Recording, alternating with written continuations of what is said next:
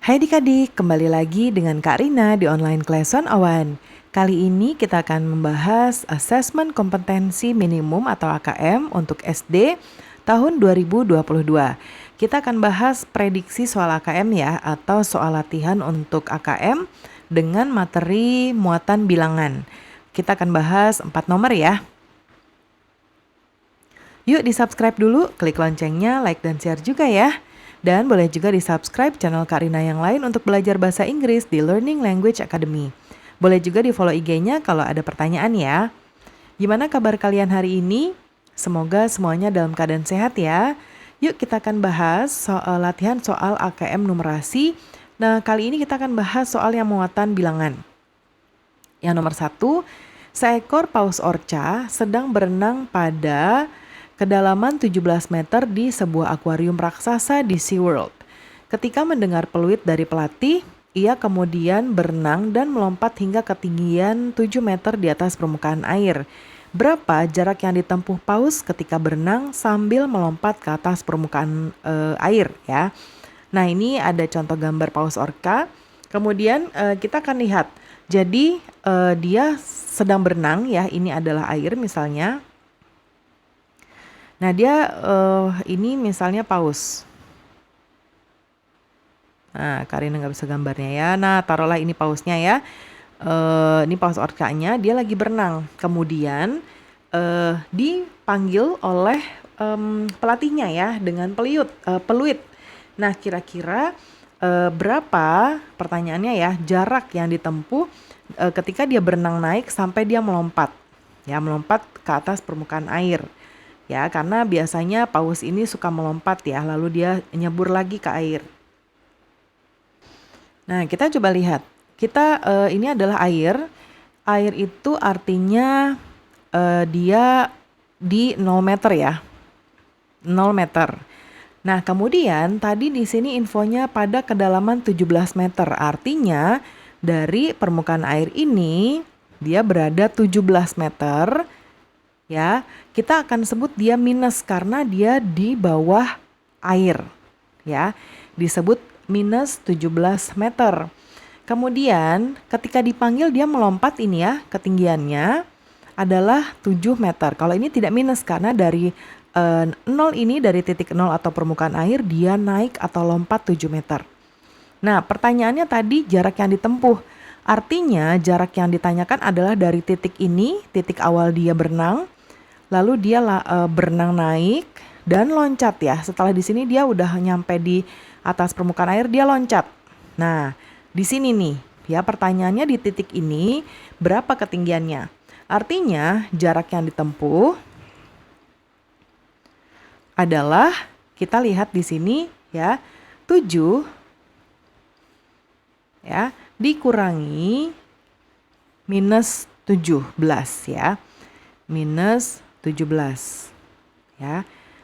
Kurung tutup sama dengan, nah ini minus ketemu minus itu akan menjadi plus ya. Ini artinya kita kali ya, minus kali minus artinya plus atau tambah.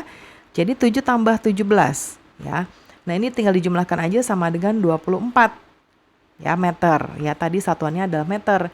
Nah, artinya jarak yang ditempuh oleh paus orca ini ketika dia berenang lalu dia loncat adalah 24 meter. Jadi jawabannya adalah yang B.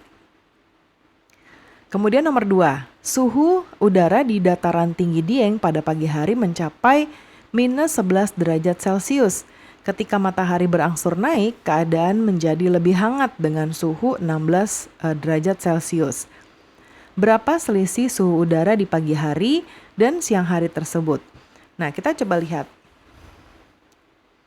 Oh, ini kita nggak ada ininya ya. Ini 16 derajat Celcius ya. Jadi pagi hari minus 11, lalu di siang hari 16 derajat Celcius. Nah, ini akan kita jawab. Jadi kalau suhu itu juga kita bisa gunakan termometer. Jadi nanti ada ukuran 0 derajat Celcius ya. Ini berarti minus ya, berarti ini adalah minus 11. Ya, ini pagi. Kemudian di siang dia 16 derajat Celcius. Ini siang hari. Nah, selisihnya. Kalau selisih artinya kita akan mengurangi dari suhu-suhu tersebut ya. Artinya kita akan mengurangi suhu siang hari ya, karena lebih banyak suhu siang. Ya, jadi untuk prinsip selisih kita mengurangi yang banyak dikurangi yang sedikit. Nah, dalam arti berarti kita 16 dikurang. Ini sama seperti soal tadi ya, selisih juga. Dikurang ini ya, yaitu minus 11. Nah, ini konsepnya seperti tadi, minus ketemu minus jadi plus atau tambah. 16 ditambah 11. Artinya 16 ditambah 11 yaitu 27 derajat Celcius. Nah, ini jawabannya adalah yang C. Kemudian sekarang kita soal pilihan ya. Jadi ini bisa memilih lebih dari satu pernyataan benar dan salah. Seto bekerja di sebuah perusahaan yang gedungnya memiliki 15 lantai di atas lantai dasar dan 12 lantai di bawah lantai dasar. 2 lantai di bawah lantai dasar. Lantai di atas lantai dasar dinamakan lantai ke-1, kedua, ketiga, dan seterusnya. Kemudian lantai di bawah lantai dasar dinamakan basement ya, dan sub-basement. Saat ini Seto sedang berada di lift lantai 9 dan sedang turun 11 lantai untuk makan siang. Setelah makan siang, dia harus naik 5 lantai untuk rapat dengan tim yang lain. Ya, kemudian setelah rapat dia harus naik 7 lantai untuk kembali ke ruang kerjanya. Nah, untuk pulang, Seto harus mengambil mobilnya yang dia parkir di lantai dasar. Nah, sekarang ada pernyataan-pernyataan yang harus kita centang. Apakah pernyataan tersebut benar atau tidak? Ya. Nah, sekarang kita buat perumpamaan gambarnya dulu. Kita buat di sini ya, supaya ada jaraknya. Ini kita tarik garis.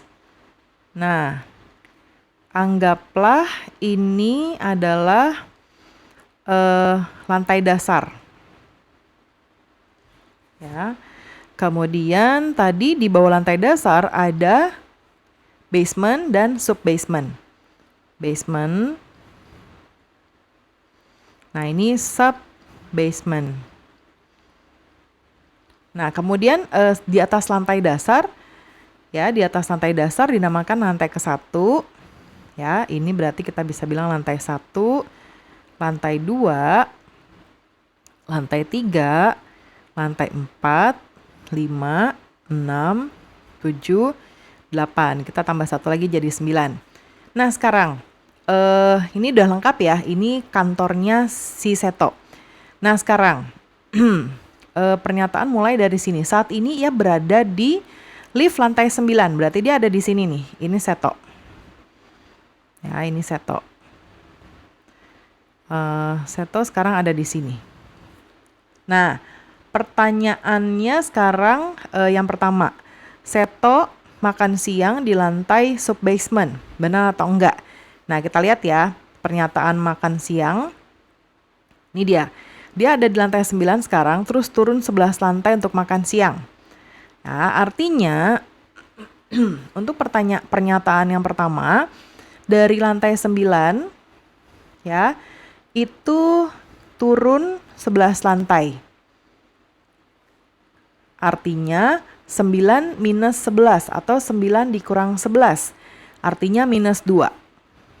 Ya. Nah, kalau kita hitung dari sini 1, 2, 3, 4, 5, 6, 7, 8, 9, 10, 11. Artinya untuk makan Seto ada di sini. Ya, sama dengan jawaban ini ya. Minus 2 artinya berada di sub-basement. Berarti Seto makan siang di lantai sub-basement. Benar ya? Kita centang benar. Nah, kemudian habis itu dia rapat. Nah, berarti sekarang dia ada di sini ya. Ini kondisi sekarang. Dia harus naik 5 lantai. Kita naikin. Kalau Kita coba naikin dulu baru kita hitung dengan kalimat matematikanya ya. Naik 5, 1, 2, 3, 4, 5. Terus sekarang dia di sini. Kalimat matematikanya berarti kan sekarang dia ada di lantai minus 2. Ya. Terus dia naik 5. Jadinya kita tambah 5. Artinya di 3. Betul ya? Berarti Seto menghadiri lantai ke-6. Nah, kalau hitungan 3 ini berarti pernyataannya salah. Kemudian meja kerja Seto berada di lantai ke-10, kita buktikan. Nah, setelah rapat naik 7. Nih ya, dia ada di sini. Berarti mau naik 7. Kita naikin di sini dulu. 1, 2, 3, 4, 5, 6. Nah, ini kurang 1. Anggaplah di sini masih kelihatan ya, ini lantai 10. Ya, ulang ya. Ini tadi lagi rapat naik berapa? 7 lantai. 1, 2, 3, 4, 5, 6, 7 lantai. Artinya sekarang Seto di sini. Di lantai 10. Meja kerja Seto berada di lantai 10, betul.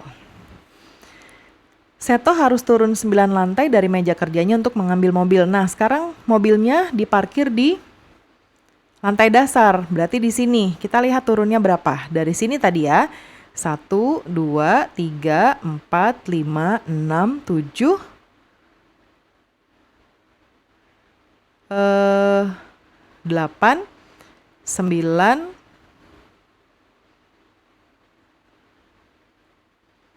10 ya.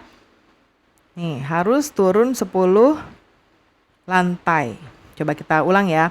1 ada di lantai dasar. 1, 2, 3, 4, 5, 6, 7, 8, 9, 10. 10 lantai. Artinya ini pernyataan Seto harus turun 9 lantai dari meja kerjanya untuk mengambil mobilnya, ini pernyataannya salah. Ya. Kalau kita membuat kalimat matematikanya, artinya adalah di sini di lantai dasar ya. Nah, tadi ke lantai dasar berarti kita hitung tadi 10 ya. Dikurangi X, X ini adalah berapa lantai dia harus turun, ya. Kemudian sama dengan 0, ini kita menggunakan persamaan ya. 10-nya pindah ruas, minus X sama dengan minus 10, X sama dengan 10. Ini kalau kita menggunakan persamaan. Kemudian yang nomor 4, Sekolah Uni akan mengadakan kegiatan karya wisata keluar kota pada bulan November. Biaya karya wisata diperkirakan sebesar 750.000. Kemudian sejak bulan Juni, Uni menabung sebesar 200.000 per bulan dari honor kerja paruh waktu di warung milik tetangganya. Namun, Uni pada bulan September, Uni terpaksa meminjam uang ibunya untuk memperbaiki laptopnya yang rusak. Ya, pinjaman tersebut juga harus dilunasinya pada bulan November. Sekarang beri tanda centang pada pernyataan ini. Nah, sekarang kita bisa membuat garis bilangan. Ini yang paling mudah untuk kalian menjawab. Ya, dia akan pergi di bulan November. Ya, tadi biayanya 750.000. Nah, kemudian sekarang mulai bulan Juni, ini bisa kita buat ini November, ya. Kemudian sebelum November itu adalah Oktober, September,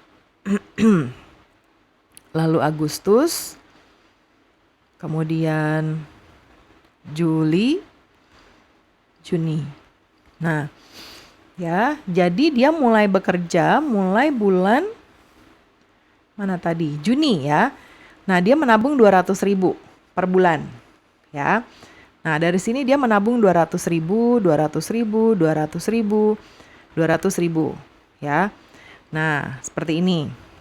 Kemudian kita buat timeline-nya aja dulu ya, baru nanti kita buat kalimat matematikanya. Ini untuk supaya adik-adik bisa berpikir kritis atau untuk berpikir HOTS ya. Apa tadi? Kita mau lihat dia bulan apa yang minjam uang 200.000. Berapa tadi minjam uangnya? Meminjam uang ibunya. Oh, ini ada tambahan, harusnya dia meminjam uang ibunya sebesar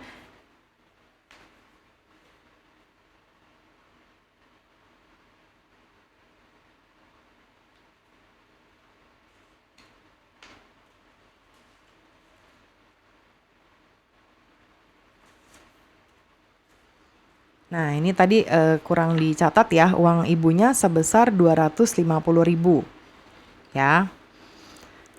Nah, sekarang berarti di bulan September di sini ya, berarti di sini minus 200.000, 250.000. Nah, sekarang berarti kita bisa lihat di Uni butuh dana 1 juta pada bulan November. Nah, kita lihat pada bulan November berarti kebutuhannya dia adalah ini ya 750.000 dan bayar hutang membayar pinjaman 250.000 sama dengan 1 juta. Jadi ini pertanyaannya benar ya atau betul. Tabungan Uni sebanyak 1.200.000 pada November. Nah, ini kita coba cek. Kalau kita melihat ini, berarti dia sudah menabung 1, 2, 3, 4, 5, 6 bulan. Artinya 200.000 kalau kita kalikan 6 bulan adalah 1.200.000. Namun dikurangi 250.000. Ya, artinya uang dia saat itu adalah 950.000 saja. Ya.